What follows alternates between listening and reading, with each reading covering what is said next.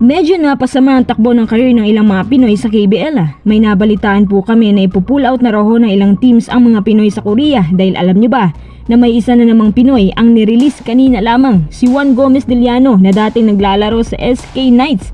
Ang source po namin ay galing sa isang KBL insider. May narinig din kaming balita na mukhang plano raw ng KBL na i-pull out muna ang mga Pinoy doon. Bakit kaya?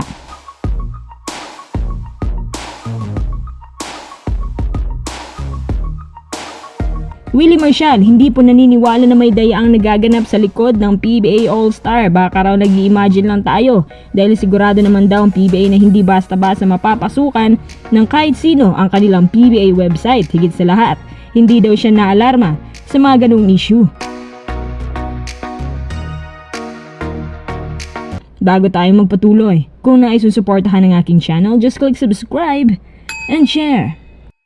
Kumpirmado ho ngayong araw na nirelease na pala si Juan Gomez Diliano ng SK Knights. Bali ang dahilan, si Juan GDL ay may injury. Ganun lang kasimple. Napansin ko nga rin ngayon na unti-unti na tinatanggal isa-isa ang mga Pinoy sa KBL. Bakit kaya? Kung injury lang yung dahilan, masyadong mababaw para maging dahilan sa kanilang pag-release. Pinakahalimbawa nito ay yung pag-release ng anyang KGC kay Renz Abando at nakapag-desisyon sila nito matapos ang trahedyang naganap sa pagtulak ni Unwaku sa kanya. Pero ilang linggong lumipas, nasa kondisyon na si Renz at handa nang bumalik. Cleared na nga siya mismo ng doktor, pero anong ginawa ng anyang KGC?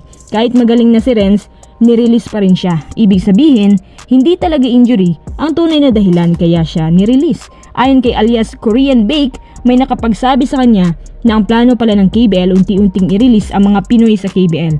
Pero bakit? Una, medyo konti na lang natitirang source of fundings ng KBL. Naniniwala ka ba dito?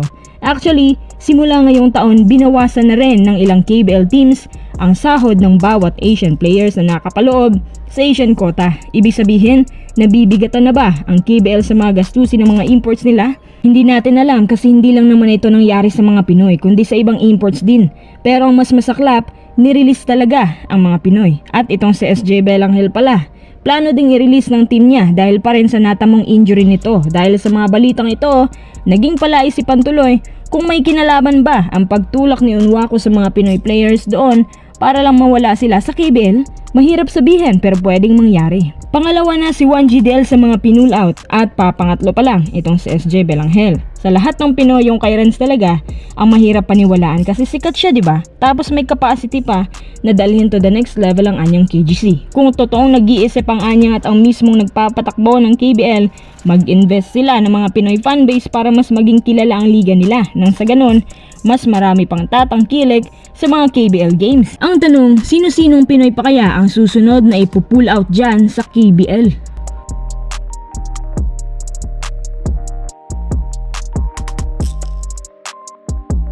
Tara, next update. Alam nyo ba mga kuys na hindi naman pala maniniwala si Kume na may nambaboy sa PBA All-Star voting dahil imposible naman daw na may makapasok sa website nila. Kumanta na nga yung alias hacker, ayaw pa rin yung maniwala. Ang dami nga nagtataka dahil kahit hindi kilalang player at masyadong mababa ang stats, napasama pa rin. Pero si Kume ayaw pa rin maniwala. Ewan ko ba kung anong tawag dyan, nagbubulag-bulagan lang ba?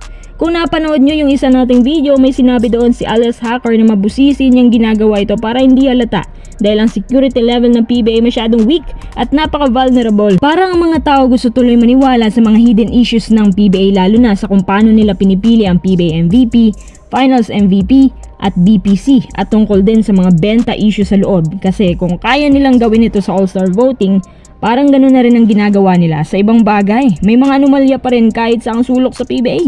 Noon, ayoko talagang maniwala tungkol sa bagay na to. Pero dahil sa mga ganitong pangyayari, parang magdadalawang isip ka talaga na paniwalaan pa si Kume sa mga sinasabi niya. Dagdag pa niya, hindi daw siya naalarma dahil sa umano'y hacking sa botohan.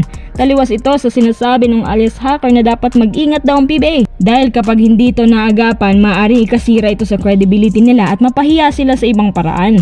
Ang ine-expect ko nga na gagawin ng PBA, a-action sila at magsasagawa ng investigasyon tungkol sa bagay na to kung may gumalaw ba talaga sa online voting or pananakot lang. Kasi kung hindi totoo ang hacking, bakit hindi nilabas ng PBA ang tally ng mga votes bago magsimula ang All-Star event?